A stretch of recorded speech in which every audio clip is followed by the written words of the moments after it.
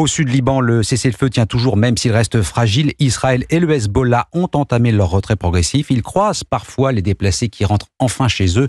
Le conflit qui aura duré plus d'1 an a provoqué l'exil de près d'1 million de civils libanais et israéliens de part et d'autre de la frontière. Un accord qu'il faut bien sûr tenir sur le terrain.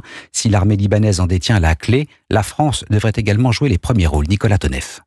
À court terme, la France va aider à la remise à niveau de l'armée libanaise, supposée reprendre le contrôle du sud du pays. Cette armée a suffisamment d'hommes, ils seront environ 6 000 à terme sur le terrain, mais il faut les rééquiper en véhicules, fournir du carburant, des armes, des munitions. Paris, qui avait déjà versé une aide de 100 millions d'euros au Liban en octobre, va financer une partie de cet effort en parallèle des Américains.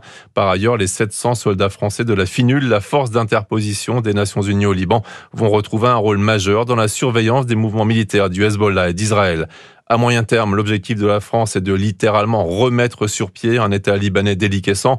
Le pays n'a plus de président depuis octobre 2022. Il est rongé par les rivalités confessionnelles. Jean-Yves Le Drian, ancien ministre des Affaires étrangères, est chargé de retisser le sens de l'intérêt général afin d'arriver à une élection présidentielle.